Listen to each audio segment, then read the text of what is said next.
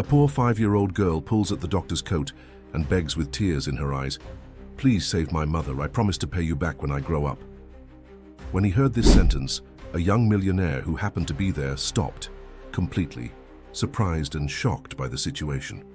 Driven by curiosity, he approaches, but when he finds out who the woman is, the girl's mother, he almost faints in front of the whole hospital and makes a decision that will surprise you. If this story interested you, subscribe to our channel. Don't forget to like this video and tell us which city you're watching us from. We'll keep going. The chaos of Boston General Hospital's emergency room was a blur of white coats and urgent voices when 5-year-old Lily Anderson clutched desperately at the sleeve of Dr. Carter, her tiny fingers trembling as she looked up with tear-filled eyes. "Please, doctor," she begged, her voice cracking. "Please save my mommy. I'll pay you when I grow up, I promise." Dr. Carter knelt beside the distraught child, trying to offer comfort, while nurses rushed the unconscious woman on the stretcher deeper into the emergency department. The woman's face was partially obscured by an oxygen mask, her blonde hair matted with blood. "We're doing everything we can, sweetheart," he assured Lily, but the little girl wouldn't let go. Just a few feet away, Blake Montgomery stood at the reception desk, absently pressing a gauze pad against a minor cut on his forearm. The 35-year-old tech entrepreneur had stopped by the hospital for what should have been a quick stitch after a mishap at his sailing club. A simple errand, in an otherwise meticulously scheduled day. As CEO of Montgomery Innovations, one of Boston's fastest-growing tech companies, Blake rarely had unplanned moments.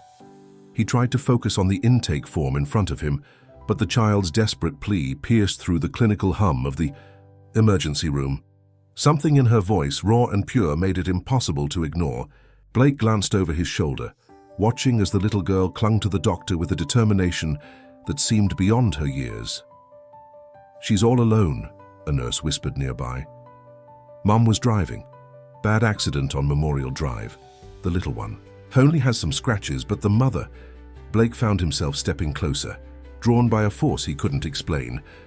The child's golden hair fell in tangled curls around her tear-streaked face, and there was something hauntingly familiar about the determined set of her chin, the way her eyebrows furrowed in concentration. "Is there someone we can call, Doctor?" Carter was asking gently. "Your daddy or grandparents?" Lily shook her head firmly. "It's just me and Mommy. Please don't leave her alone." Blake approached without fully understanding why. "Hey there," he said, crouching down to the girl's eye level. "My name's Blake. What's yours?" The child regarded him with wary blue eyes. "Lily?" she answered, her voice small but steady. "My mommy's name is Sarah. She needs help." "The doctors are helping her right now," Blake assured her. "Is there really no one we can call for you?" Lily shook her head again. "Just me and Mommy. We live in an apartment with yellow curtains. Mommy was crying this morning. She was driving too fast and then the car went whoosh into a tree." Her small hands mimicked the impact. Something twisted in Blake's chest.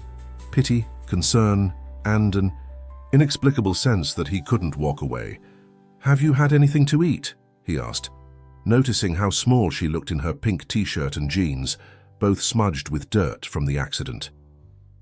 "I'm not hungry," Lily insisted, though her gaze drifted toward the vending machine in the waiting area.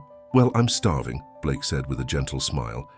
"How about you keep me company while I grab something?" The nurse behind the desk caught his eye. "Sir, are you family?" Blake hesitated, then straightened his shoulders. "I'm a friend. I'll stay with her until there's news." 20 minutes later, Blake sat beside Lily in the waiting room, watching as she carefully ate a sandwich from the hospital cafeteria. He'd already called his assistant to clear his schedule for the day, something he'd never done without weeks of planning. Yet here he was, sitting on an uncomfortable plastic chair, listening to a 5-year-old explain the intricate personality differences between her stuffed animals at home, Mr. Montgomery. A nurse approached, her expression curious. "Dr. Carter would like a word." Blake followed her to a quiet corner where the doctor waited with a clipboard. "You're with the Anderson girl?" Dr. Carter asked, his expression professionally neutral. Yes. Blake paused again. I'm helping. How's her mother? Critical condition. She's being prepped for surgery now. Multiple injuries, significant blood loss. We're doing everything we can. The doctor studied Blake's expensive watch and tailored shirt. The thing is, there seem to be some issues with her insurance coverage. Blake felt a surge of irritation. That won't be a problem. I'll cover all expenses. He pulled out his wallet, extracting a black card. Whatever she needs. The best specialist, private room, everything. Dr. Carter's eyebrows rose slightly. Sir, this could run into... Money is not an issue, Blake interrupted firmly. Just save her, for the child's sake. As the doctor walked away, Blake returned to Lily, who was now drawing on a paper napkin with crayons a kind volunteer had provided. He sat down, watching her small hand move across the paper with surprising precision. For her age, Lily, he asked gently, can you tell me a bit more about your mom? What's she like? The child looked up, her blue eyes so startlingly familiar, brightening slightly. Mommy is the best. She reads me stories with funny voices and makes pancakes shaped like animals on Sundays. Her small face grew serious. She works a lot. Sometimes she's very tired and falls asleep when we're watching movies. What kind of work does she do? She types on computers during the day at the big glass building. At night, she sometimes goes to the restaurant with the red door to bring people food. 2 jobs, Blake realized. A receptionist or data entry position, plus waitressing. A commotion near the emergency doors drew their attention as paramedics rushed in with another patient. For just a moment, Blake caught a glimpse through the doors leading to the surgical wing, a glimpse of the woman being wheeled toward the elevators. Though he saw her face for only a second, the world seemed to stop spinning. Those cheekbones, that delicate nose. Even pale and injured, he would recognize Sarah Anderson anywhere. 5 years ago, she'd had a different last name, Sarah Mitchell, the woman he'd planned to marry, the woman who disappeared from his life without a trace, leaving only a brief note saying she couldn't go through with their relationship. Blake's gaze snapped back to Lily, seeing her now with new eyes. The familiar blue eyes, his mother's chin, the determined set of her shoulders that his siblings always teased him about. 5 years old. The timing couldn't be a coincidence. Blake felt his heart hammering against his ribs as he looked at the child, possibly his child, coloring innocently before him. His mind raced through calculations and possibilities, each leading to the same stunning conclusion. Lily, he asked, his voice tight with barely controlled emotion. When's your birthday? October 12th, she answered without looking up from her drawing. I'm going to be 6 and have a unicorn party. October 12th, almost exactly 9 months after Sarah had vanished from his life. Blake swallowed hard, staring at the little girl who might be his daughter. A daughter he never knew existed. A daughter whose mother now fought for her life just rooms away. In that moment, Blake Montgomery made a decision that would change everything.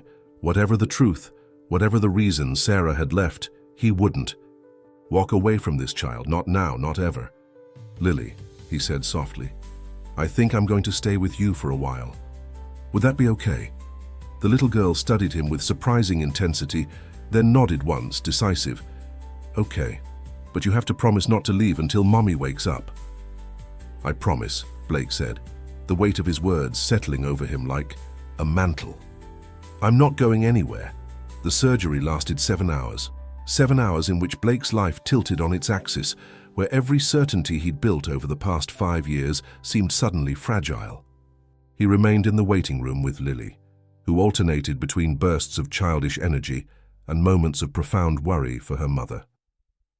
By evening, Lily had fallen asleep on the vinyl couch, her head resting on Blake's expensive jacket, which he'd folded into a makeshift pillow. He watched her peaceful breathing, searching her features for more signs of himself, the shape of her ears, the slight dimple in her left cheek when she smiled, the determined set of her jaw. Each discovery sent a jolt through his system, equal parts wonder and anger. How could Sarah have kept this from him? What possible reason could justify hiding his own child? A text from his executive assistant reminded him of the board meeting. He'd missed, but for once, Blake couldn't bring himself to care about Montgomery Innovations. Instead, he made a call that couldn't wait. "Julia," he said when his sister answered, "I need you to pull some strings at Boston General." Julia Montgomery Hayes, a prominent attorney with connections throughout the city, didn't waste time with pleasantries. "What's happened? Are you hurt?" "No, not me." Blake's voice dropped as he glanced at the sleeping child. "It's Sarah Mitchell. She's here in surgery after a car accident." The silence on the other end spoke volumes. Julia had been there 5 years ago, picking up the pieces when Sarah vanished. "Blake," his sister finally said, her voice careful. "Are you sure?" "Positive, and Julia, she has a daughter, 5 years old." Another weighted silence. "I see," Julia said, her legal mind no doubt calculating the implications. "I'll make some calls. What do you need?" "Information. Access and discretion. No one can know I'm involved yet, especially not father." After hanging up, Blake gently brushed a curl from Lily's forehead. If his suspicions were correct, and every instinct told him they were, this child carried the Montgomery bloodline. His family's legacy and fortune would be hers by right, yet Sarah had chosen to struggle financially rather than contact him. The pieces didn't fit, and Blake had built his fortune solving complex puzzles. "Mr. Montgomery?" A different nurse approached, her scrubs bearing the telltale weariness of a long shift. "Dr. Warner asked me to update you. Ms. Anderson is out of surgery. She's stable but critical. They've placed her in a medically induced coma to help with healing." "When will she wake up?" "It's impossible to say. Could be days. Could be longer. The doctor can give you more details in the morning." Blake nodded, processing this information. "The child needs somewhere to stay. Social services has been notified. They'll arrange temporary placement until—" "That won't be necessary," Blake interrupted, his tone brooking no argument. "I'll take responsibility for her." The nurse frowned. "Sir, unless your family—" "I believe I am." The words felt strange, yet right on his tongue. "But regardless, I'm taking her home with me tonight. Have your administration contact my attorney." He handed her a business card with Julia's information. "My sister will handle the legalities." 2 hours and numerous phone calls later, Blake carried a sleeping Lily into his Beacon Hill townhouse. The imposing historic building, with its pristine decor and valuable artwork, had never felt less like a home than when he laid the small child on the guest bedroom's king-sized bed. "Where am I?" Lily mumbled, briefly stirring. "Somewhere safe," Blake assured her. "You can see your mum tomorrow." The child nodded drowsily before drifting back to sleep, apparently taking his promise at face value. The simple trust humbled him. Blake retreated to his study, where a glass of scotch and his laptop awaited. His fingers hovered over the keyboard before typing, "Sarah Mitchell, Boston." The search results showed nothing useful. He tried variations: Sarah Anderson, Boston, Sarah Mitchell, nurse, Sarah Anderson, secretary, piecing together fragments from what Lily had shared. Finally, a hit: Sarah Anderson, administrative, assistant at Callaway Financial Group. Her LinkedIn profile photo, though small and professional, was unmistakably her. According to the sparse profile, she'd been with the company for 4 years. Before that, nothing. Blake's phone buzzed with a text from Julia. "Temporary guardianship papers filed. Judge Harrison owes me a favor. Hospital admin notified." "What?" "Aren't you telling me?" He typed back, "Will explain tomorrow, thanks." Morning came too quickly. Blake, who had fallen asleep in his office chair, was awakened by a small hand tugging at his sleeve. "Mister," Lily said, her voice tentative, "I'm hungry. And I need to see my mommy." Blake rubbed his eyes, momentarily disoriented by the child standing before him in yesterday's rumpled clothes. "Of course. Let's find some breakfast, and then we'll go to the hospital." His kitchen, with its professional-grade appliances rarely used except by his personal chef, seemed woefully unprepared for a 5-year-old's breakfast. Blake opened cabinets, finding gourmet coffee, protein bars, and not much else. "How about we stop somewhere on the way to see your mum?" he suggested, earning a solemn nod from Lily. An hour later, after a stop at a cafe where Lily devoured chocolate chip pancakes, they arrived at the hospital. Blake had made arrangements through Julia to bypass standard visiting restrictions, allowing them direct access to Sarah's room in the ICU. Lily's steps slowed as they approached the room. "Is Mommy still sleeping?" Blake knelt to her level. "Yes, but the doctors are giving her special medicine to help her get better. She has lots of machines helping her right now, so it might look a little scary, but it's all to make her well again." Lily nodded, her small face set with determination. "I won't be scared. Mommy needs me to be brave."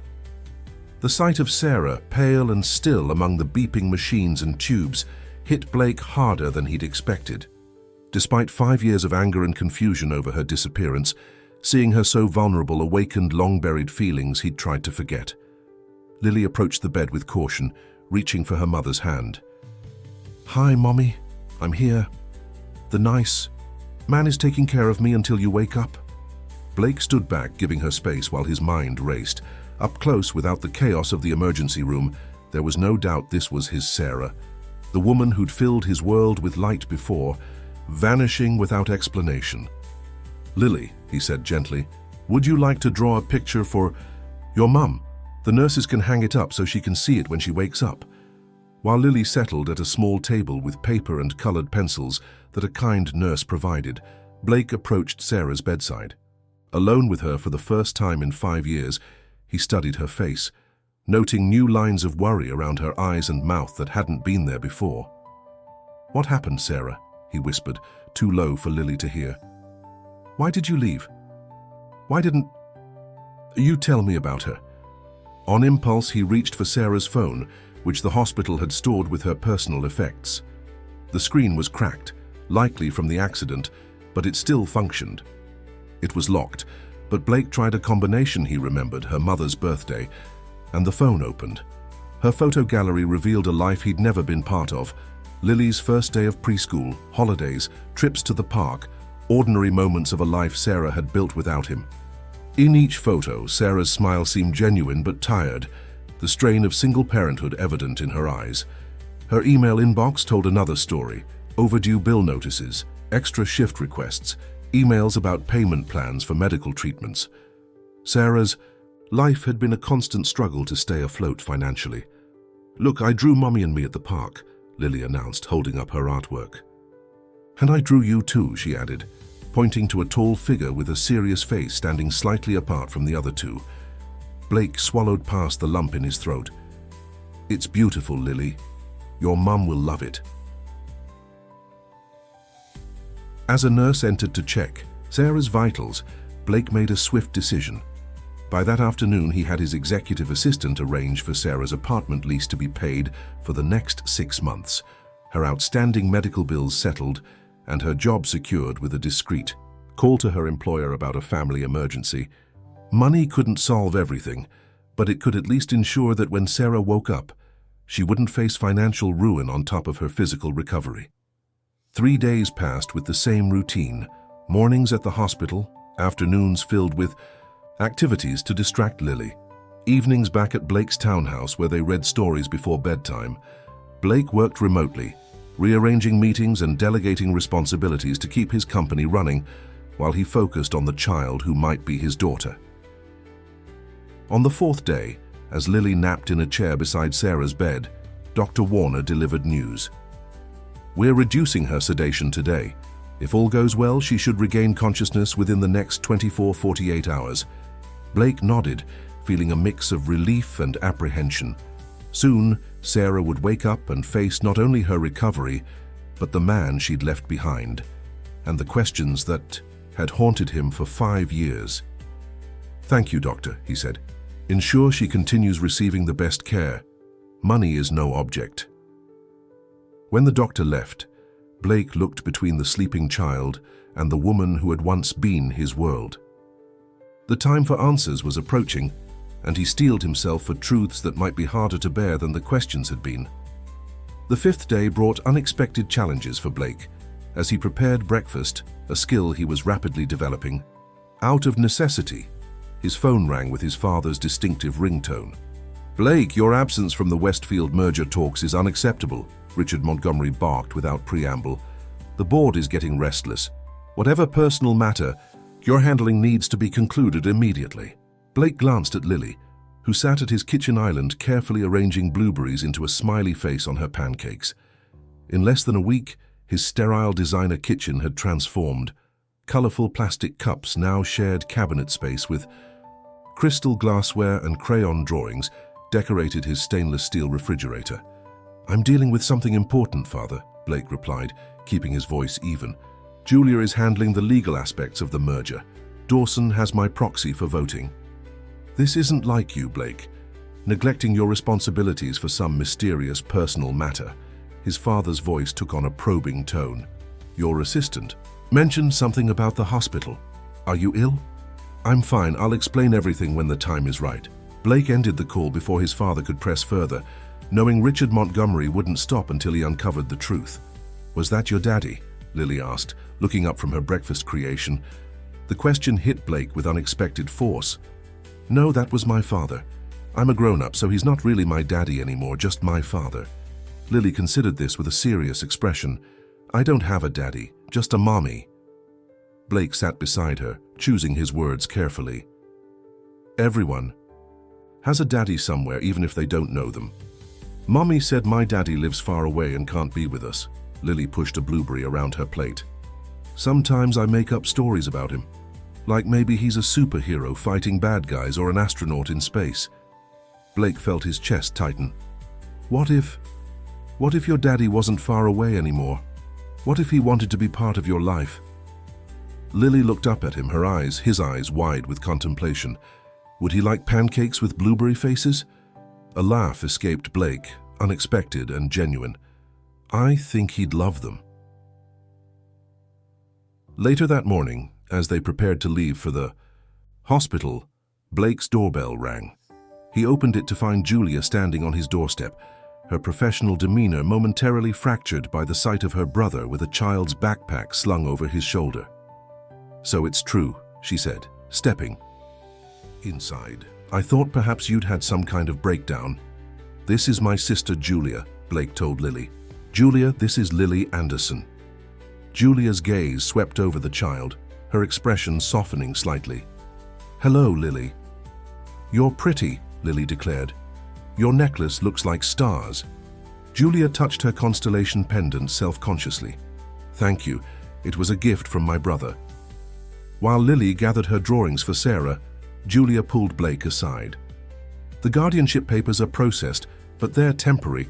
If you're thinking what I think you're thinking, we need to discuss paternity testing, custody arrangements." "Not now," Blake interrupted. "First, Sarah needs to recover. Then we'll sort everything else out." "Have you told Father?" Blake's expression hardened. "No, and I don't plan to until I understand what happened 5 years ago." At the hospital, a new energy permeated Sarah's room. Nurses moved with greater purpose, adjusting medications and monitoring equipment. "We've completely withdrawn the sedation," Dr. Warner explained. "Her body is responding well. It's just a matter of time before she regains consciousness." Lily climbed into the chair beside her mother's bed, continuing their daily ritual of reading aloud from a storybook Blake had purchased. Her small voice filled the room with tales of brave princesses and clever children outwitting dragons. Blake watched from the doorway, mesmerized by the child's resilience. In less than a week, Lily had adapted to massive changes. Her mother's accident, staying with a stranger, navigating a new environment, all while maintaining a hopeful spirit that humbled him. "Blake," Julia appeared at his side, her voice low. "I've been looking into Sarah's finances. And it's worse than we thought. 2 jobs barely making ends meet. Medical bills for what looks like Lily's asthma treatments last winter. 3 months behind on rent before you covered it. No savings, maxed out credit cards." Blake's jaw tightened. "She could have come to me. Whatever happened between us, I would have supported my child." "Are you certain she's yours?" "Look at her, Julia. She has our grandmother's eyes, my chin. The timing fits perfectly." Blake ran a hand through his hair. But yes, we'll do the testing to make it official once Sarah is stable. Julia hesitated. There's something else. 5 years ago, right around when Sarah disappeared, there was a large deposit into Father's personal foundation, a private donation of $500,000, source undocumented. Blake stared at his sister. What are you suggesting? I don't know, but the timing seems coincidental. Before Blake could respond, a small sound from Sarah's bed caught their attention. Lily had jumped to her feet, her book forgotten. Mommy, your eyes are moving. Blake and Julia rushed to the bedside as Sarah's eyelids fluttered. A nurse hurried in, checking monitors and shining a light into Sarah's eyes as they slowly opened. Lily! Sarah's voice was raspy from disuse, barely audible. Mommy! Lily climbed onto the bed, careful of the tubes and wires, as the nurse adjusted Sarah's position. I'll get the doctor, the nurse said, hurrying out. Sarah's gaze, still unfocused, drifted from her daughter to the tall figure standing behind. Her recognition dawned slowly, followed by unmistakable shock. Blake? The word came out as a frightened whisper. Hello, Sarah, he said, his voice carefully controlled. Welcome back. Sarah's eyes widened in panic as she looked between Blake and Lily. She tried to sit up, wincing in pain. Easy, Julia said, stepping forward. You've been in an accident. You need to stay calm. Sarah's breathing quickened, the monitors beside her bed reflecting her distress. Lily, she managed, reaching for her daughter's hand. Are you okay? I'm fine, Mummy. Mr. Blake has been taking care of me. We had pancakes and went to the aquarium, and he reads stories with funny voices just like you do. Sarah's gaze locked, with Blake's 1,000 unspoken questions passing between them. Dr. Warner entered, breaking the tension. Ms. Henderson, good to see you awake. I need to examine you now. Perhaps everyone could step out for a moment. No, Sarah protested weakly. My daughter. I'll take Lily to get some ice cream in the cafeteria, Julia offered smoothly. We'll be back soon. Blake remained rooted in place until Julia gave him a meaningful look. Reluctantly, he followed his sister and Lily from the room, his mind racing with all the things left unsaid. In the hospital cafeteria, Lily happily devoured a chocolate ice cream while Julia made phone calls. Blake sat across from the child, watching her with new awareness. Your mommy's awake now, he said. That's really good news. Lily nodded enthusiastically. Now we can all go home together. The innocence of her statement caught Blake off guard. Well, your mum needs to get better first. She'll need to stay in the hospital a while longer. But then we'll all live together, right? You, me, and Mommy? Blake hesitated, unsure how to respond. Lily, sometimes grown-ups have complicated relationships. Your mom and I, we knew each other a long time ago. Lily's brow furrowed in concentration. Were you friends? Yes, Blake said softly. We were very good friends. Then why did you look angry when you saw Mommy? Children's perception never ceased to amaze him. I wasn't angry, I was surprised. Your mom and I lost touch and I didn't know where she was for a long time. Were you looking for her? Blake swallowed hard. For a while, yes. Did you find her? Not until now. Lily seemed satisfied with this answer and returned to her ice cream. Blake marveled at how simple the world could be through a child's eyes. Lost things should be searched for, found things should be celebrated, and past connections should naturally resume. When they returned to Sarah's room, Dr. Warner was just finishing his examination. Sarah looked more alert but deeply troubled, her gaze immediately finding Blake's as he entered. Lily, sweetie, Julia said, why don't you show me that special garden we saw yesterday? Your mom needs to talk to Blake for a few minutes. Reluctantly, Lily allowed herself to be led away, leaving Blake and Sarah alone for the first time in 5 years. The silence between them stretched, heavy with unspoken accusations and explanations. How bad is it? Sarah finally asked, gesturing vaguely to her injuries. Multiple fractures, internal bleeding they managed to control, concussion. Blake moved closer to her bed. They say you'll recover fully, but it will take time. Sarah nodded, her gaze dropping to her hands. Thank you for taking care of Lily. Is she mine, Sarah? The directness of his question seemed to physically impact her. Sarah closed her eyes briefly before meeting his gaze again. Yes. The single word, though expected, hit Blake with the force of a tidal wave. He sank into the chair beside her bed, emotions warring within him, vindication, anger, joy, betrayal. Why? The question encompassed everything. Why she'd left, why she'd hidden their child, why she'd struggled alone rather than coming to him. Sarah's eyes filled with tears. Blake, please, I can't do this right now. I just woke up. I need time. Time? Blake's voice rose slightly before he controlled it. You've had 5 years, Sarah. 5 years of my daughter's life that I can never get back. A tear slipped down Sarah's cheek. I know, and I'm sorry, but there's more to the story than you know. Blake leaned forward, his gaze intense. Then tell me, make me understand how you could keep my child from me, how you could just disappear from my life without a word. Sarah turned her face away, tears flowing freely now. Not like this, not when I can barely think straight. Please, Blake. The desperation in her voice gave him pause, looking at her, pale, injured, frightened. Blake realized this confrontation would have to wait. Whatever her reasons, Sarah was in no condition for the conversation they needed to have. Fine, he said, standing. Rest, recover. But this conversation will happen, Sarah. I've missed 5 years with my daughter. I won't miss another day. As he turned to leave, Sarah's voice stopped him. She looks like you, she whispered. Every day I see you in her smile, in her determination. I never wanted to keep her from you. You have to believe that. Blake paused at the door, not turning back. Then why did you? When no answer came, he walked out, passing Julia and Lily in the hallway. His sister took one look at his face and nodded in understanding. We'll stay with Sarah for a while, she told him. Take some time. Blake walked through the hospital corridors, out into the bright Boston sunshine that felt at odds with the storm inside him.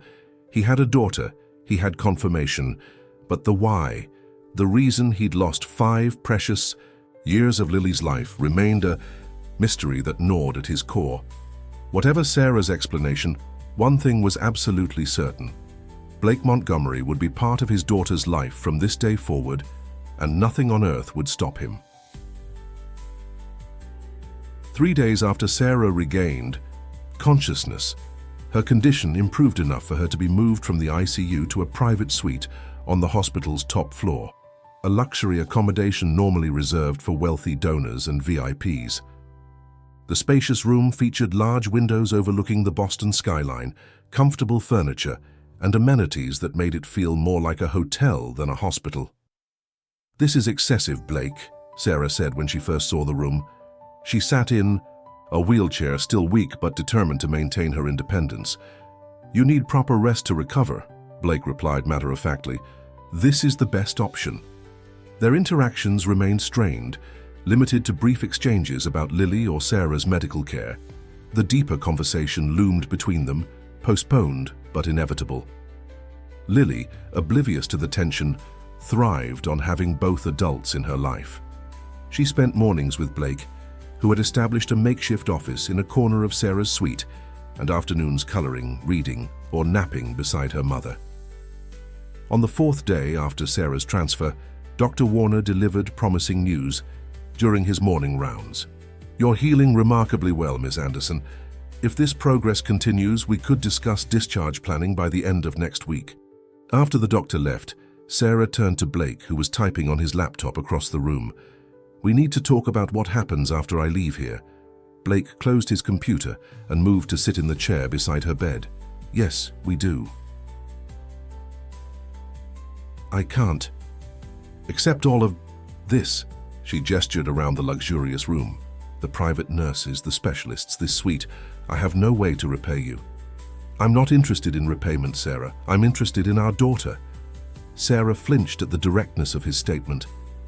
Blake, the situation is complicated. Then, uncomplicated. Lily is asleep. We're both here. No more delays, Sarah.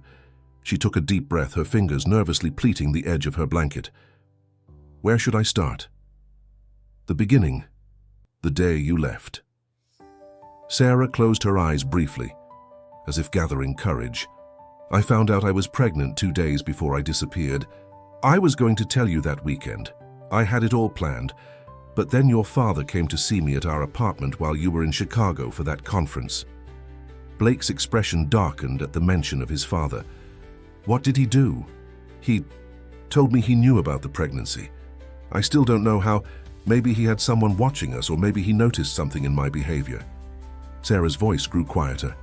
He said a child would ruin your future, the company's future, that Montgomery Innovations was at a critical stage and needed your complete focus. That wasn't his decision to make, Blake interrupted, anger simmering beneath his controlled exterior. He made it very clear that it wasn't my decision either.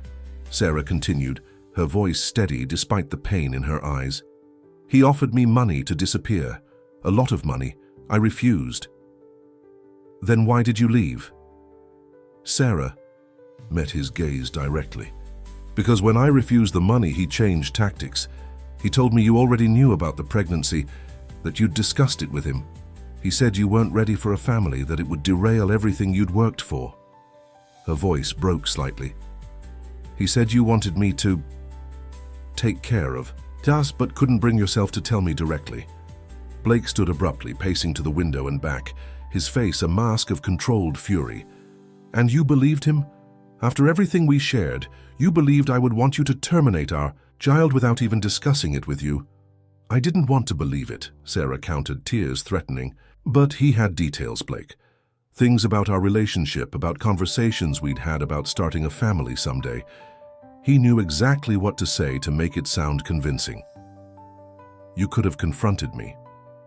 I tried calling you in Chicago. 3 times. Your assistant said you were unavailable. I even left a message saying it was urgent. Sarah wiped away a tear. Your father called me that same night, asked if I'd made a decision yet. When I said I was waiting to talk to you, he told me you were deliberately avoiding my calls because you couldn't face me.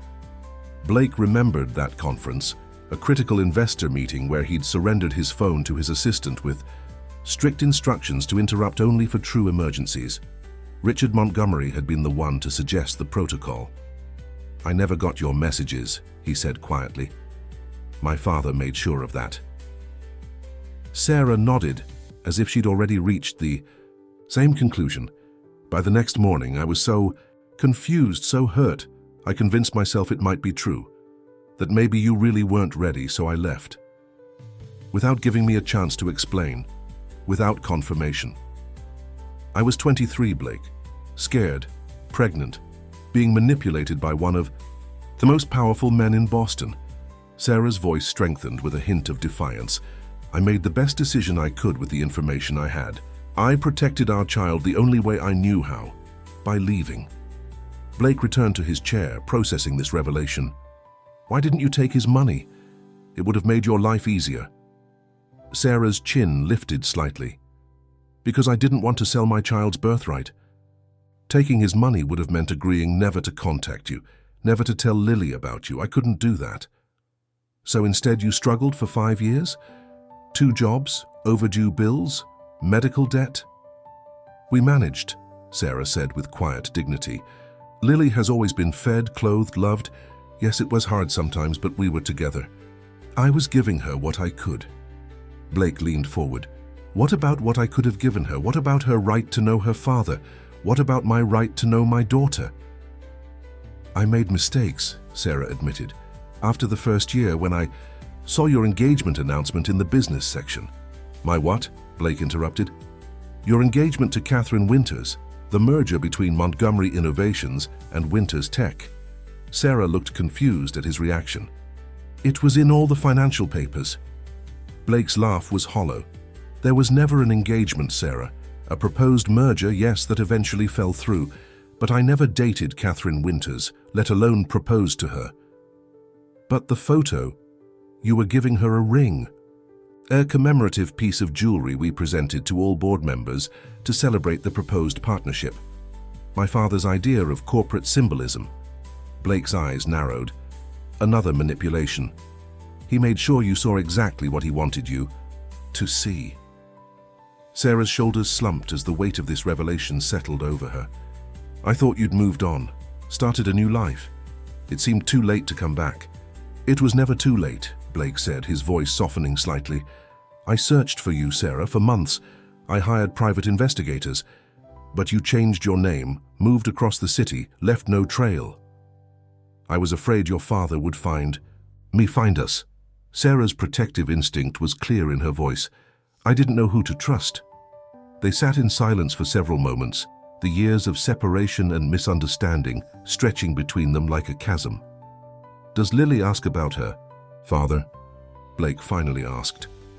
Sarah nodded. Sometimes. I've always told her that her daddy loved her very much but couldn't be with us. I never wanted her to think she was unwanted.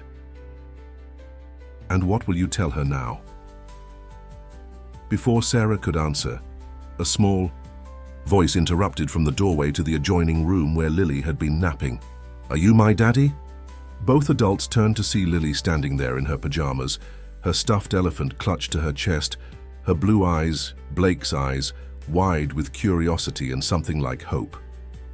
Blake froze, looking to Sarah for guidance. This wasn't how either of them had planned to have this conversation with Lily. Sarah extended her hand, beckoning Lily closer. Come here, sweetheart. Lily climbed onto the hospital bed beside her mother, her gaze still fixed on Blake. You look like me, she said matter-of-factly. Tommy at school says I have funny-shaped eyebrows, and you have them too.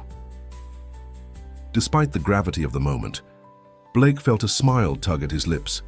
Leave it to a 5-year-old to focus on eyebrows. Sarah smoothed Lily's hair back from her forehead. Lily, remember how I've told you that your daddy couldn't be with us, but that he loved you very much? Lily nodded solemnly. Well, sometimes grown-ups make mistakes.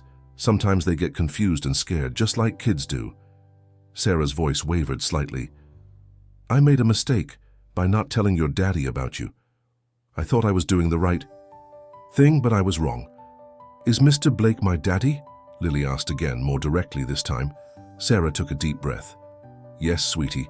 Blake is your father. Lily's face scrunched in concentration as she processed this information. She looked from her mother to Blake and back again. Did you know, she asked Blake, that you were my daddy? Blake moved to kneel beside the bed, bringing himself to Lily's eye level. No, Lily. I didn't know until I met you at the hospital when your mom was hurt. If I had known, I would have been there for you from the very beginning. Promise? I promise. Blake's voice was firm with conviction. And now that I've found you, I'm not going anywhere. Lily considered this for a long moment, then asked, Do I call you Daddy now instead of Mr. Blake? The question struck Blake's heart with unexpected force. He glanced at Sarah, who gave a small nod. You can call me whatever makes you comfortable, he said gently. Mr. Blake is fine for now if that's what you prefer, or Daddy, or even just Blake, it's your choice. Lily thought about this, her small face serious with contemplation. I think I'll try Daddy, she decided, but I might forget sometimes.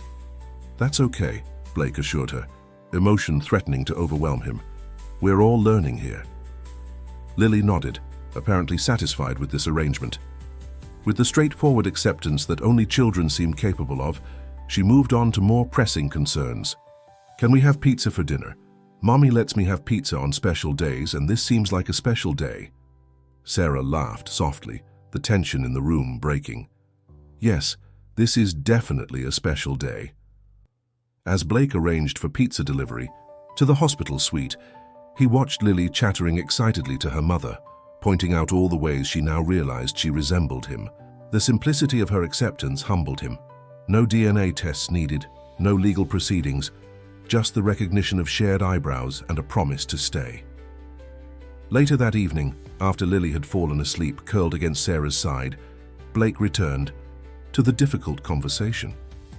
Your father, Sarah said quietly, anticipating his thoughts. Will you tell him? He already knows, Blake replied, his voice hard. He's always known.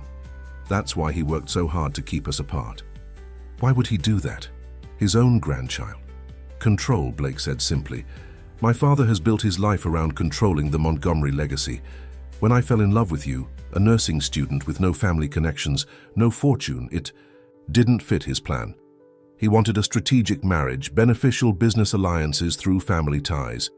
Like the Winters merger. Exactly. When that failed, he tried others. I've disappointed him repeatedly by refusing to use my personal life as a business strategy. Blake's expression darkened. But this, manipulating you, hiding my child from me, this goes beyond anything I thought him capable of. Sarah reached across the sleeping Lily to touch Blake's hand. What will you do? The simple gesture, their first physical contact in 5 years, sent an electric current through Blake's arm. He looked down at their joined hands, then up at Sarah's face. First, I'm going to legally establish myself as Lily's father. DNA testing, formal recognition, updated birth certificate, everything. No one will ever be able to question her place in my life. His voice was steady with determination. Then I'm going to make sure you both are taken care of, permanently. And after that, I'm going to confront my father. Blake's eyes hardened. And once I've done that, the Montgomery family will never be the same. The Montgomery family estate sprawled across 3 acres in Brookline, its Georgian architecture and manicured gardens projecting exactly the image Richard Montgomery had cultivated throughout his life. Established wealth, impeccable taste, and unshakable permanence. Blake hadn't visited in nearly 2 months, his longest absence since childhood. As he parked his car in the circular driveway, Blake checked his phone one last time. A text from Julia confirmed she was with Sarah and Lily at the hospital. DNA results had arrived that morning, officially confirming what Blake had known in his heart since the moment he saw Lily's determined blue eyes. She was unquestionably his daughter.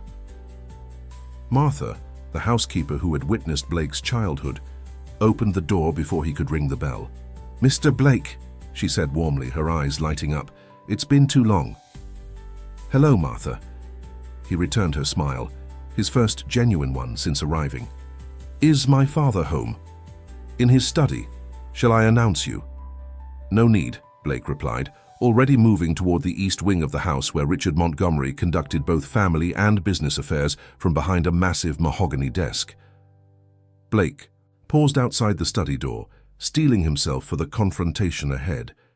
His father had shaped him in many ways, instilled discipline, strategic thinking, an unwavering work ethic, but had also taught him to suppress emotion, to view relationships as transactions, to always place the Montgomery legacy above personal happiness. Lessons Blake had begun questioning years ago when he first met Sarah. Without knocking, he pushed open the door. Richard Montgomery looked up from his computer, momentary surprise quickly masked by his characteristic composure. At 68, he remained an imposing figure, tall, fit, with silver hair perfectly groomed and a bespoke suit that probably cost more than most people's monthly mortgage. "Blake, this is unexpected." Richard rose, circling his desk to greet his son with a firm handshake. "Finally decided to resurface from your mysterious personal matter." Blake ignored the offered hand. "We need to talk, Father." Richard's eyes narrowed at the coldness in his son's voice. He gestured to the sitting area by the fireplace. "Then let's talk. Scotch?" "No."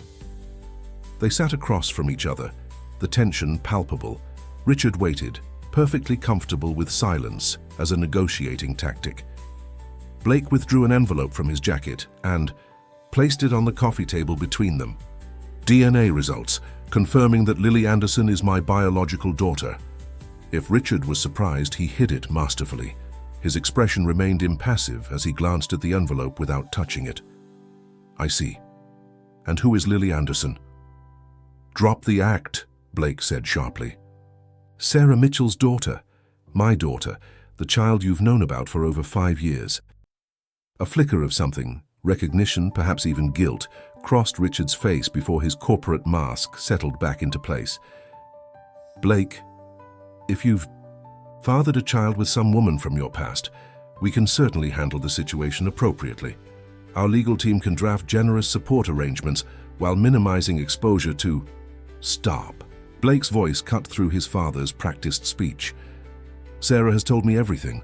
About your visit to our apartment 5 years ago, about your offer to pay her to disappear, about the lies you told her regarding my knowledge of her pregnancy. Richard stood abruptly, moving to the window that overlooked the gardens where generations of Montgomerys had walked. "You were 28, he said finally. The company was at a critical juncture. The Winters merger represented our best opportunity for expansion into the European markets. So you destroyed my relationship and hid my child from me for a business deal?" Blake's voice vibrated with controlled rage. "I did what was necessary for the family legacy, for your future." Richard turned, his expression hardening. Sarah Mitchell was a sweet girl, but she wasn't suitable as a Montgomery wife. No connections, no understanding of our world, and the timing of that pregnancy. "That pregnancy is my daughter," Blake interrupted. "Your granddaughter. A complication we could have managed differently had you been more careful." Richard returned to his seat, his demeanor switching to practical problem-solving mode. "What matters now is how we handle this moving forward. I assume the mother wants financial support?" Blake stared at his father, truly seeing him perhaps for the first time. The man who had shaped his worldview, whom he had spent a lifetime trying to please, suddenly seemed smaller, diminished by the callousness of his own words. "Sarah hasn't asked for anything," Blake said quietly. "In fact, she refused your money 5 years ago because she didn't want to sell our child's birthright. She's worked 2 jobs, struggled financially, faced every challenge alone rather than compromise her principles." "Admirable if somewhat impractical," Richard replied dismissively. "But everyone has a price, Blake. We just need to discover hers." Blake stood, unable to remain seated under the weight of his anger. "There is no we in this situation, Father. I'm not here to negotiate a settlement. I'm here to tell you that I know what you did and to inform you of what happens next." Something in Blake's tone finally penetrated Richard's composure. He studied his son with new wariness. "And what exactly happens next?" "First, I'm formally recognizing Lily as my daughter. The paperwork is already filed. She'll legally be Lily Anderson Montgomery by the end of the month." Richard's jaw tightened slightly. "The board won't—" "The board has no say in my personal life," Blake cut him off. "Second, I've already transferred $20 million into a trust for Lily's future. Education, healthcare, security, all guaranteed regardless of what happens to me. Without consulting me, without proper estate planning considerations." Richard's business instincts were clearly offended. "Third," Blake continued as if his father hadn't spoken, "I've purchased a home in Beacon Hill where Sarah and Lily will live once Sarah is released from the hospital. They'll have security, privacy, and everything they need to rebuild their lives." Richard leaned back, eyes calculating. "And your relationship with the mother? Is this merely about the child, or are you rekindling something that should have remained in the past?" "My relationship with Sarah is none of your concern, not anymore." Blake moved closer to his father, his voice dropping to a dangerous quiet. "Which brings me to the final point. Effective immediately, I'm removing you from the board of Montgomery Innovations." Richard shot to his feet. "You can't do that. I founded that company." "With grandfather's money," Blake reminded him coldly. "And I've quadrupled its value in the 10 years since I took over as CEO. The shareholder agreement is clear. As majority stakeholder, I have the authority to restructure the board as I see fit." "The other board members won't stand for this. They already have. I called an emergency meeting yesterday. Julia presented the evidence of your interference in my personal life, the potential legal liability your actions created for the company, and the ethical violations involved in concealing the existence of a Montgomery heir." Blake's expression remained impassive, mimicking the business face his father had taught him. "The vote was unanimous. You're out." Richard's face paled, then flushed with anger. "You ungrateful, after everything I've done for you, for this family." "You've done plenty," Blake agreed, his tone softening slightly. "You built an empire. You raised me to be strong, strategic, relentless in pursuit of my goals. And now I'm using everything you taught me to protect my daughter from the same manipulation you inflicted on me." This is about more than the girl, Richard said, recognition dawning in his eyes. This is rebellion. You've wanted to break free from my influence for years. Perhaps, Blake acknowledged, but I would never have cut you out of my life, out of the company, if you hadn't crossed this line. Hiding my child from me, Father. That's unforgivable. Richard seemed to age before Blake's eyes, the implications of his actions finally sinking in. What about family loyalty? The Montgomery name? Lily is a Montgomery, Blake said simply. My loyalty is to her now, and to Sarah, who has raised our daughter with love and integrity, despite everything you did to destroy her life. And me? I'm just discarded? After a lifetime dedicated to this family? For the first time, Blake felt a flicker of compassion for his father, a man so consumed by legacy and appearance that he'd sacrificed the very relationships that gave that legacy meaning. You're still my father, Blake said quietly. You're still Lily's grandfather, but there will be conditions, boundaries that you've never had to respect before. If you want a relationship with us, with your granddaughter, you'll need to earn it. Richard sank back into his chair, the fight draining from him. And how exactly does one earn family? By treating them as people, not pawns. Blake moved toward the door, pausing with his hand on the knob. Take some time to think about what matters more to you, control or connection. When you're ready to meet your granddaughter without scheming or manipulating, let me know. As Blake drove away from the estate, he felt lighter than he had in years. The confrontation with his father had been necessary, painful but cleansing, like lancing a wound that had festered too long. He headed directly to the hospital, where Julia was entertaining Lily with stories of Blake's childhood mishaps. And then your daddy jumped off the dock, convinced he could swim all the way to the island, Julia was saying as Blake entered. Except he forgot he was still wearing his shoes. Lily giggled, her face bright with delight at these glimpses into her father's past. She spotted Blake in the doorway, and her expression lit up even further. Daddy, Aunt Julia says you got stuck in a tree trying to rescue a kite when you were 7. The word daddy still sent a shock of joy through Blake's system. It had been 3 days since Lily had tentatively begun using it, and each time felt like a gift. Aunt Julia should remember that I have equally embarrassing stories about her, Blake replied, with a meaningful look at his sister, who merely grinned in response. Sarah was sitting up in bed, looking stronger than she had since the accident. The bruises on her face had faded to yellow, and she'd regained some color in her cheeks. When her eyes met Blake's, a silent question passed between them. He nodded once, answering her unspoken inquiry about his confrontation with Richard. Lily, Julia said, standing, I think there's a chocolate pudding cup with your name on it. In the cafeteria. Want to help me find it? Yes. Lily hopped off the bed, then paused to look at Blake.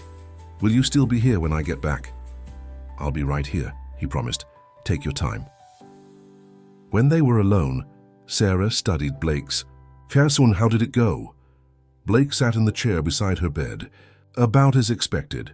He's off the board, out of the company, and he knows that if he wants any relationship with Lily, it will be on our terms. How did he take it? Better than I expected. Worse than I hoped. Blake ran a hand through his hair. He's built his entire identity around controlling the Montgomery empire. Losing that control is disorienting for him. Sarah reached for his hand, a gesture that had become more natural between them in recent days. And how are you? The simple question caught Blake off guard. Throughout the confrontation with his father, the legal proceedings to establish paternity, the financial arrangements to secure Sarah and Lily's future, he hadn't stopped to consider his own emotional state. He began, then paused, searching for the right words. I feel like I've been holding my breath for 5 years without realizing it, and I'm finally able to breathe again. Sarah's fingers tightened around his. I'm so sorry, Blake, for my part in all this, for not trusting you enough to stay and fight. We were both manipulated, Blake said, his thumb tracing circles on the back of her hand, and we've both lost time we can't get back. But Lily's worth every moment of pain, isn't she? She is, Sarah agreed, her eyes softening. She's the best of both of us. A comfortable silence fell between them, filled with unspoken possibilities. Over the past week, as they'd navigated the complexities of co-parenting and planning for the future, something else had begun to rekindle, a connection that had never fully died, despite years of separation and misunderstanding. "Sarah, Blake," said finally, "I need to ask you something important." She looked up, her expression open but guarded. "What is it?"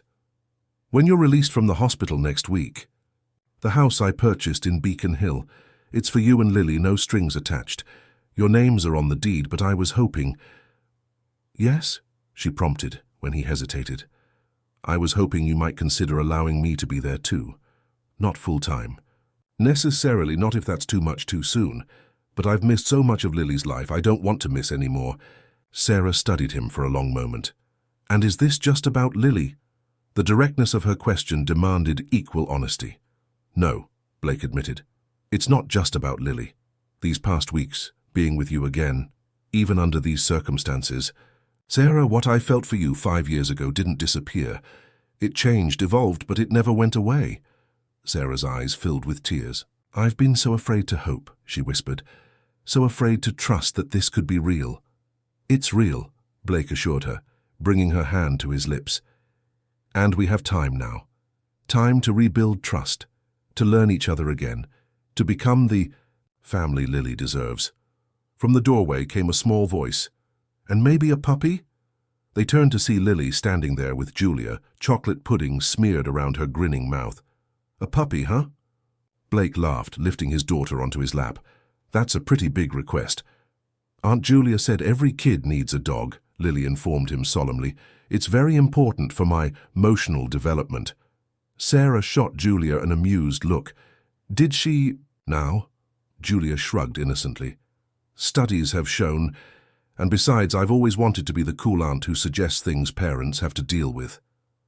"We'll discuss the puppy situation later," Sarah told Lily, wiping chocolate from her cheek. "Right now we need to talk about something else. Daddy asked if he could stay with us in our new house. What do you think about that?" Lily's eyes widened with excitement. "For real? Like, all the time?" "All the time," Blake confirmed. "If that's okay with you." Lily threw her arms around Blake's neck. "Yes, and we can have pancakes every morning and read stories every night and—" "Whoa," Sarah laughed. "Let's not get carried away with the pancakes, but yes to the stories." As Lily launched into elaborate plans for their new life together, Blake caught Sarah's eye over their daughter's head. The love and hope he saw reflected there matched what he felt in his own heart, a promise of something precious being rebuilt, stronger for having been broken and mended. Richard Montgomery had spent a lifetime believing that legacy was measured in company valuations and strategic acquisitions. Looking at Sarah and Lily, Blake understood a deeper truth. Real legacy wasn't built in boardrooms, but in these moments of connection, in the love that flowed between generations, in the choice to be present for the people who mattered most. It was a legacy he was only just beginning to build. The Beacon Hill townhouse stood 4 stories tall, its brick facade and black shutters blending seamlessly with the historic neighborhood. Unlike Blake's sleek minimalist penthouse or Richard's imposing estate, this house had a different quality, an inherent warmth that seemed to welcome rather than impress. Sarah paused at the foot of the steps leading to the front door, leaning slightly on her cane. After 6 weeks in the hospital, her release day had finally arrived.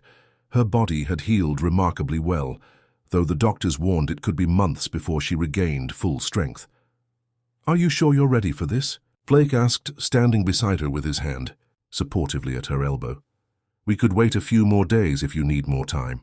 Sarah shook her head, determination evident in her stance despite her physical weakness. "I've spent enough time in that hospital. I want to start living our life." Our life. The phrase sent a ripple of emotion through Blake. The past 6 weeks had transformed them from estranged co-parents to something more, something still undefined but filled with possibility. Lily bounded up the steps ahead of them, impatient to explore the house she'd only visited briefly during Sarah's hospitalization. "Come on, I want to show Mommy my room with the window seat." Blake gently guided Sarah up the steps, attuned to every wince or hesitation that might indicate pain. "Take it slow, there's no rush." Inside, the townhouse revealed itself as thoughtfully renovated, historic details preserved alongside modern comforts. The foyer opened to a spacious living room with tall windows and a marble fireplace. Beyond that, a kitchen with professional appliances and an informal dining area that overlooked a small but meticulously landscaped garden. "Blake, this is—" Sarah trailed off, overwhelmed by the beauty and obvious expense of their new home. "Too much?" he asked, suddenly uncertain. "I wanted something in a good school district with enough space for us all, but if you don't like it—" "It's perfect," she interrupted, squeezing his hand. "Just more than I ever imagined having." Lily appeared at the top of the stairs, practically vibrating with excitement. "Mommy, come see my room. It has stars on the ceiling that glow in the dark." Sarah glanced at the staircase with trepidation. Her physical therapist had worked with her on stairs, but an entire flight remained challenging. Understanding immediately, Blake said, "Lily, remember what we discussed about Mommy needing extra rest today? How about we show her the first floor now, and we'll explore upstairs after dinner?" Lily's face fell momentarily, then brightened as she offered an alternative. "Or you could carry her up, like in the princess movies." Blake looked at Sarah, eyebrows raised in question. She hesitated, her independent nature warring with physical limitation and her daughter's hopeful expression. "Well," Sarah said with a small smile, "it would be a shame to disappoint our princess movie expert." Without further prompting, Blake swept Sarah into his arms, careful to support her still healing ribs. The sudden proximity, her cheek against his shoulder, his arms secure around her, created an intimacy they hadn't shared in years. "Okay?" he murmured. Sarah nodded, not trusting her voice as forgotten emotions surged through her. How many times in the lonely years of raising Lily had she dreamed of being held like this again? The reality was both familiar and entirely new. Lily led the tour of the second floor, proudly showing off her bedroom with its window seat, built-in bookshelves and ceiling painted with constellations. "Daddy says these are real star patterns, not just random dots," she informed Sarah importantly. "That one's Orion and that's the Big Dipper, and that one with the W is Cassiopeia," Blake supplied, still holding Sarah. Sarah's master suite occupied the opposite end of the hall, designed with both luxury and rehabilitation in mind. The bathroom featured a walk-in shower with a bench and rails, a soaking tub with massage jets and dual vanities. "The physical therapist helped design this space," Blake explained, as he gently set Sarah on the edge of the bed. "Everything is accessible but doesn't look institutional." The thoughtfulness of the planning touched Sarah deeply. "You've thought of everything." "Not everything," Blake admitted. "But I'm trying." He gestured to a door off the main bedroom. "There's a small study through there. I thought you might want a dedicated space when you're ready to work again. Or for whatever you want, really." Sarah hadn't discussed her professional future with Blake yet. Before the accident, she'd been taking online courses toward completing her nursing degree, abandoned when she'd left Boston 5 years earlier. It seemed like another lifetime now. "And where will you stay?" Sarah asked, suddenly conscious that they hadn't clearly defined Blake's living arrangements in their new home. "Third floor," he answered, seemingly prepared for the question. "There's a guest suite I've converted to an office and bedroom. Enough space to work from home, but," he hesitated, "separate enough to give you privacy, until we figure things out." The care in his planning, providing closeness for co-parenting while respecting boundaries as they navigated their personal relationship, reflected a maturity and consideration that moved Sarah deeply. Lily, oblivious to the undercurrents, between her parents tugged at Blake's hand. "Can we show Mommy the surprise? Now?" Blake checked his watch. Perfect timing. It should have arrived. They made their way back downstairs, Blake helping Sarah navigate each step. In the kitchen, a chef was arranging covered dishes on the counter. "I thought cooking might be overwhelming your first night home," Blake explained. Andre has prepared meals for the next few days. He'll come twice a week until you're fully recovered." Before Sarah could respond to this unexpected luxury, a commotion at the back door caught everyone's attention. Julia entered, struggling with something that wriggled energetically in her arms. "Special delivery," she announced, setting down a golden retriever puppy with a blue bow tied to its collar. The puppy immediately bounded toward Lily, who dropped to her knees with a squeal of delight. "You actually got a dog," Sarah said, torn between amusement and concern about the additional responsibility. "Technically, Julia got a dog," Blake corrected. "But yes, apparently every child needs one for their emotional development." Julia embraced Sarah carefully. "Welcome home. The furball is already house-trained and knows basic commands. He's from a service dog program, but didn't quite make the cut. Too friendly, not focused enough. Their loss is Lily's gain." "His name is Buddy," Lily announced, already on the floor, allowing the puppy to cover her face with kisses. After dinner, as Julia helped Lily settle the puppy into his new bed, in her room, Blake and Sarah sat in the living room.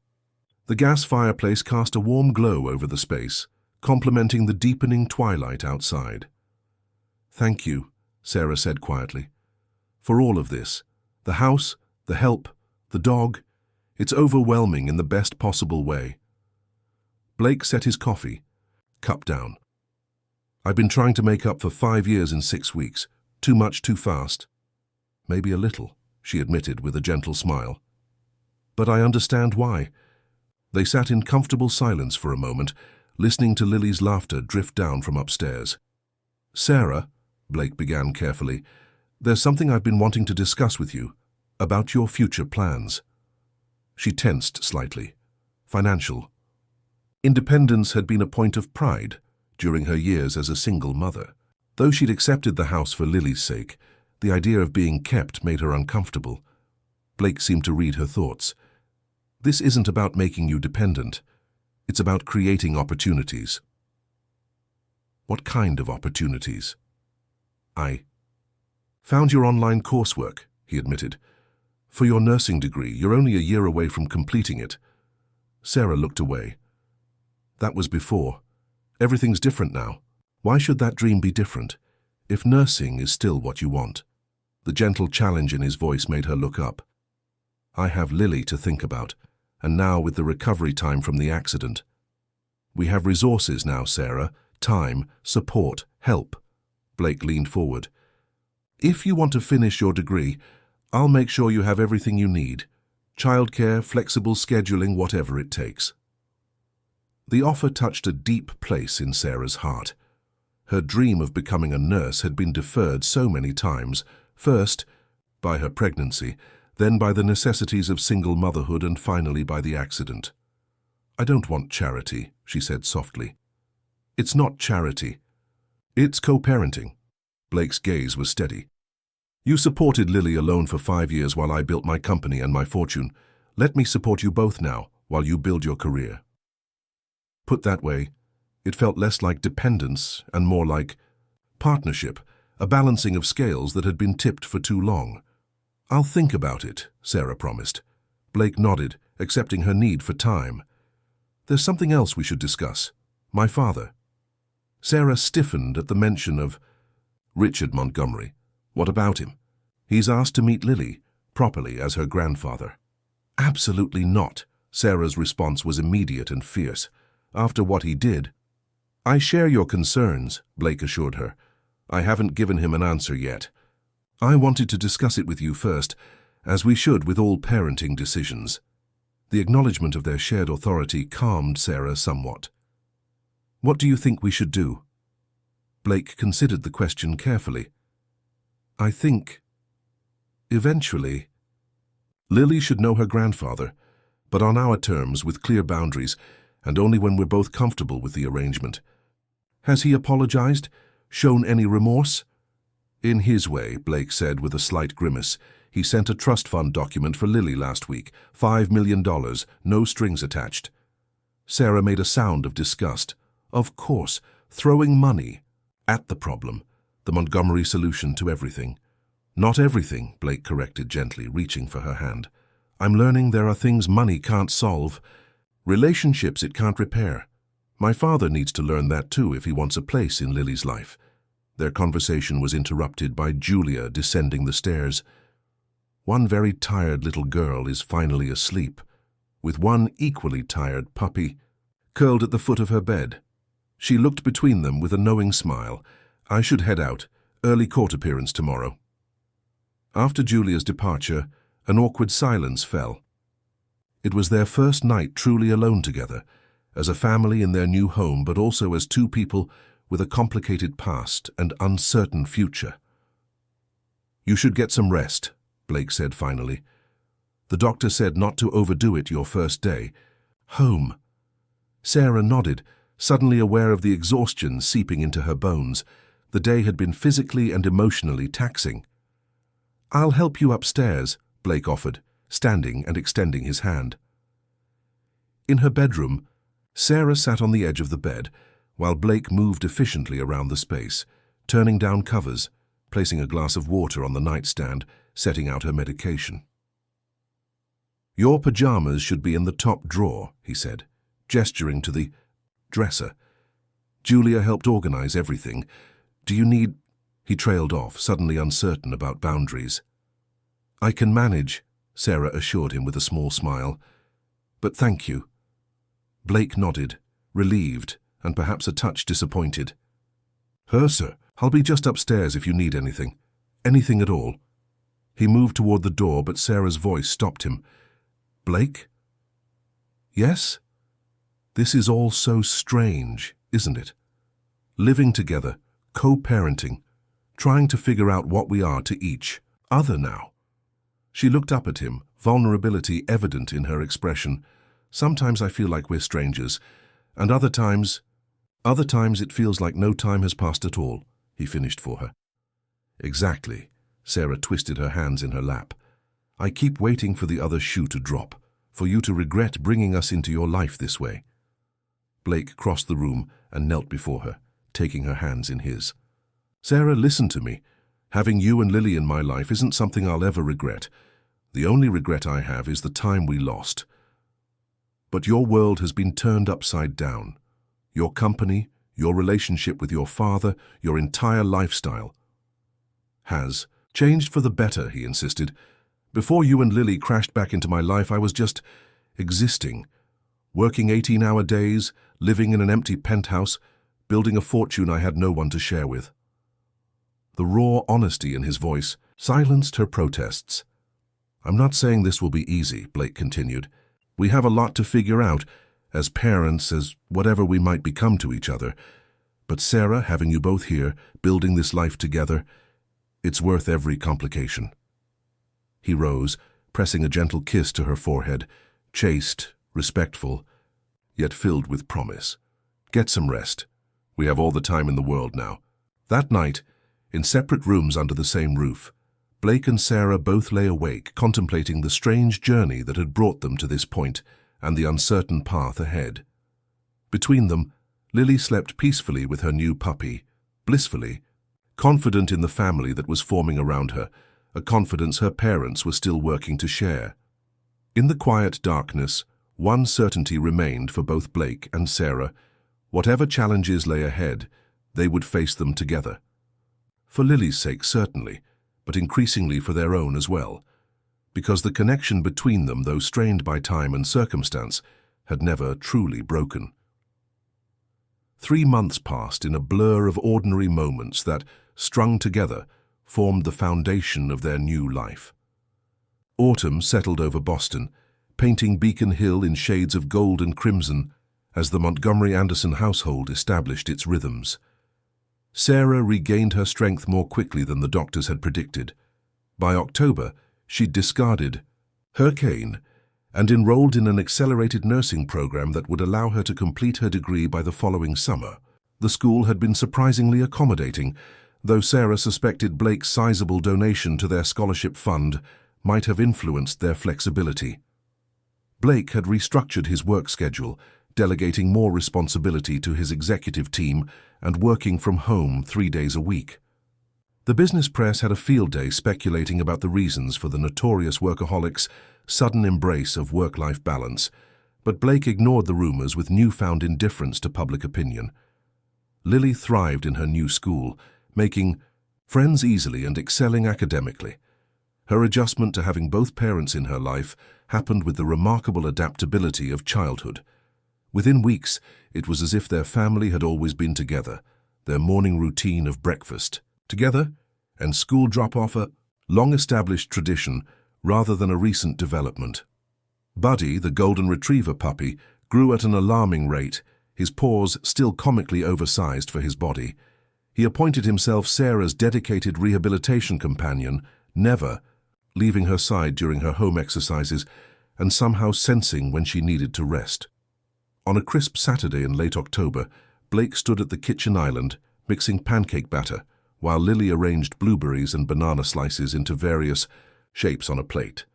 "The eyes need to be blueberries, not bananas," she instructed seriously. "Bananas are for the smile." "Duly noted," Blake replied with equal gravity. "Fruit face architecture is clearly your domain of expertise." Sarah entered the kitchen, dressed in jeans and one of Blake's sweaters that she'd appropriated weeks ago. The sight of her in his clothing still gave Blake a possessive thrill. He tried not to examine too closely. Their relationship had evolved cautiously over the past months. They functioned seamlessly as co-parents, but the romantic aspect remained in a careful holding pattern, filled with lingering touches, meaningful glances, and an unspoken agreement to move slowly. They had shared a few tentative kisses, each one igniting the undeniable chemistry that still existed between them, but both were wary of disrupting the delicate balance they'd achieved. "Special occasion pancakes?" Sarah asked, helping herself to coffee from the pot Blake had brewed. "It's my birthday," Lily announced, abandoning her fruit arrangement to throw her arms around Sarah's waist.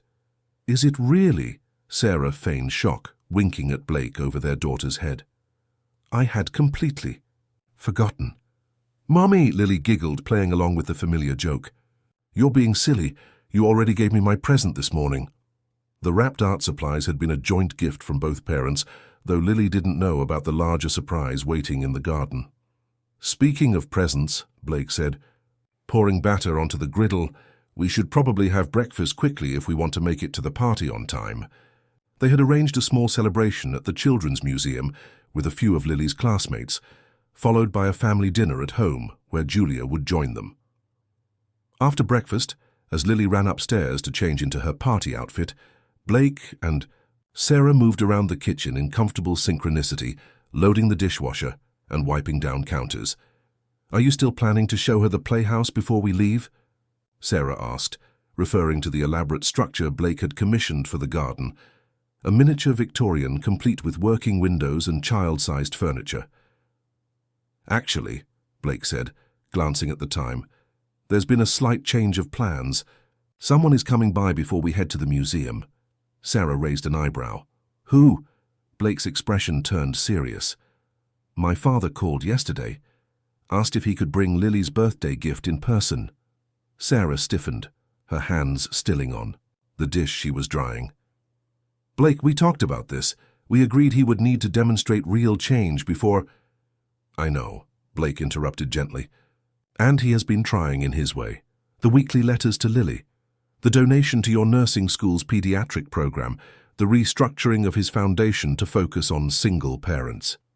"Letters and donations aren't the same as genuine remorse," Sarah pointed out. "True," Blake acknowledged. "But when he called yesterday, something was different. He didn't demand or manipulate. He actually asked if he could be part of his granddaughter's birthday, said he understood if the answer was no."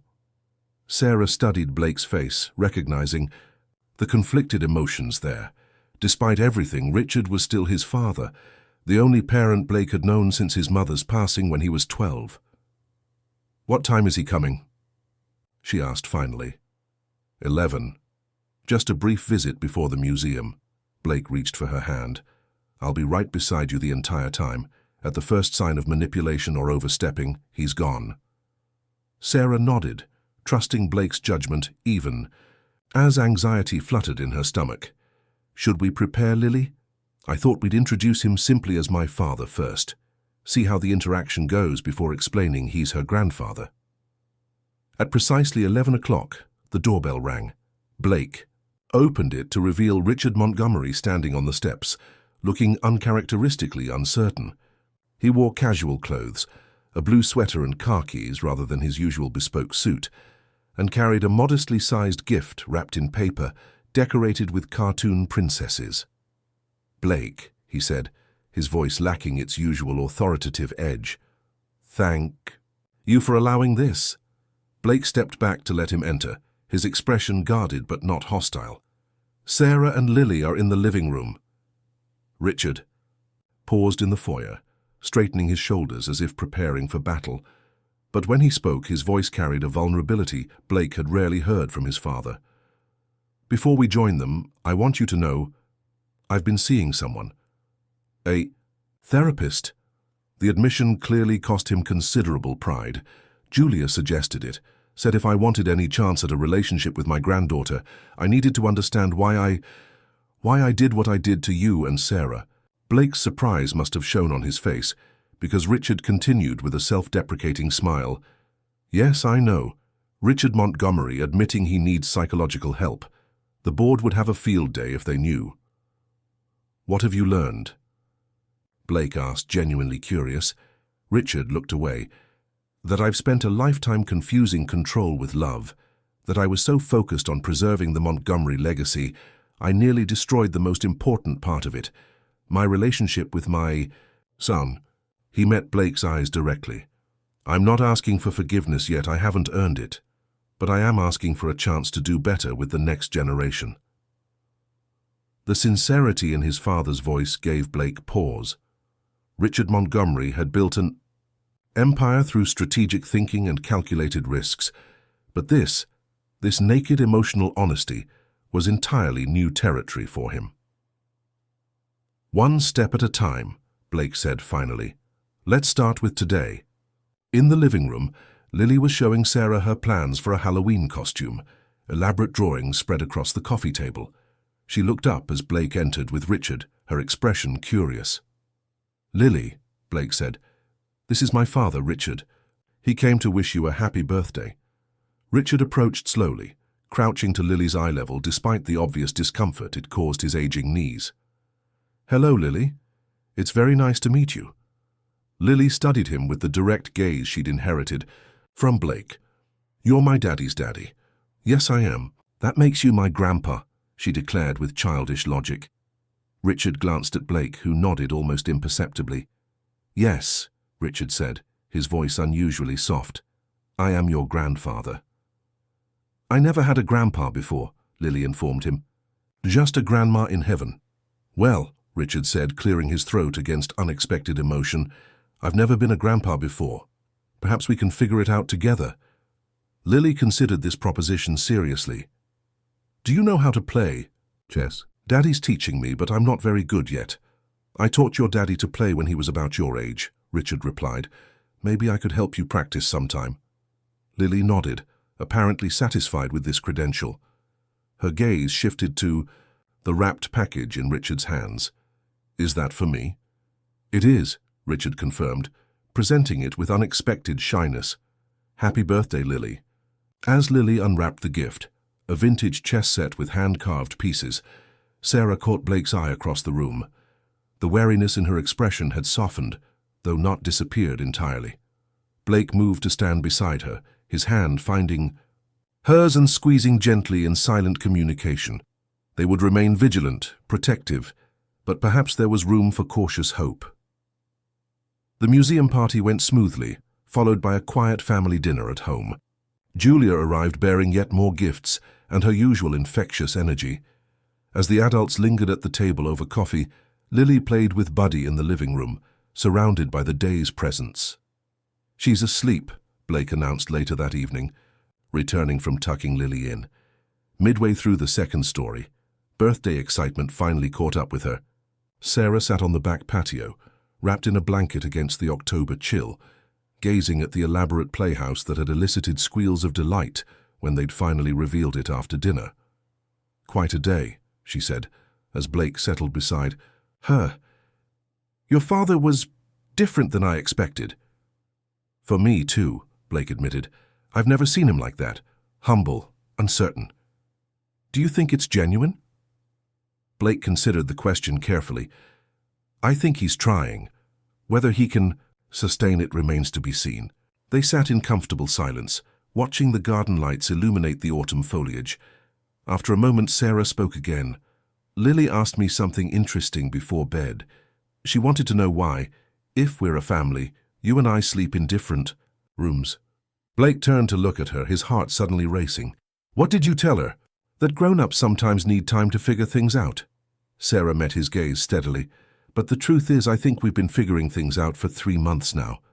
Maybe longer. Sarah? Blake began, but she continued. When I left Boston, 5 years ago, I was heartbroken, scared, convinced I'd never see you again. I built a life for Lily and me that was sufficient. We had enough.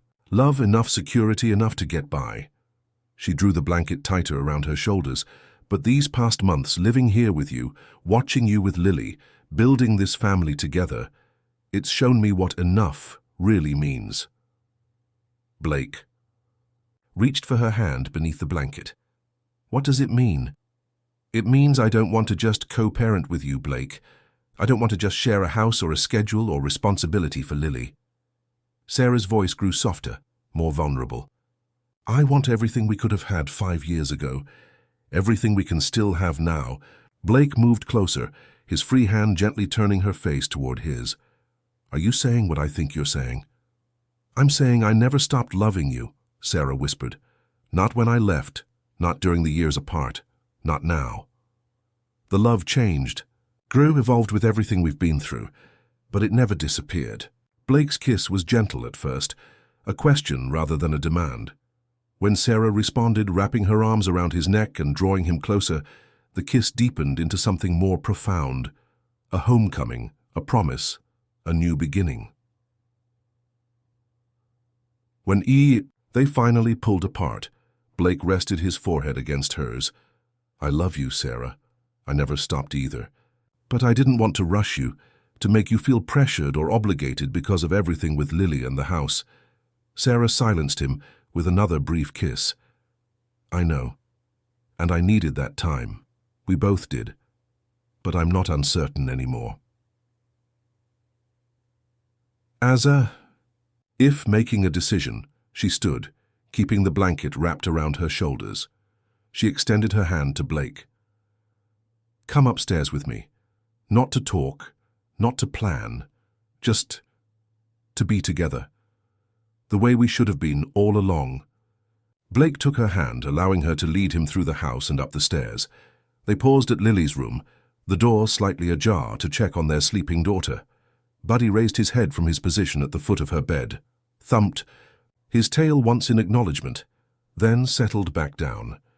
In Sarah's bedroom, their bedroom now, Blake supposed, they came together with the familiarity of old lovers and the excitement of new discovery. The years apart fell away as their bodies remembered each other, finding the rhythms and responses that had once been so natural between them. Later, as Sarah slept curled against his side, Blake reflected on the extraordinary journey that had brought them to this moment. From a chance encounter in a hospital emergency room to a complete reshaping of his life, his priorities, his understanding of what truly mattered.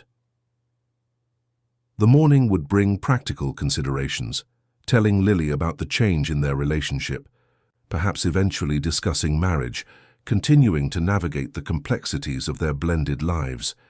But for now, in the quiet darkness with Sarah's steady breathing beside him, Blake felt a contentment he'd never known was possible.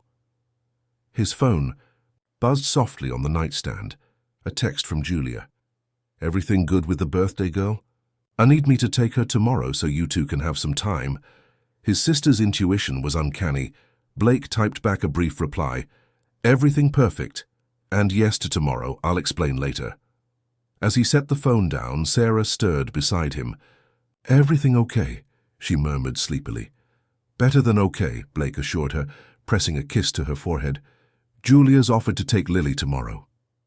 Sarah smiled without opening her eyes. She's psychic, or just observant. Blake pulled her closer.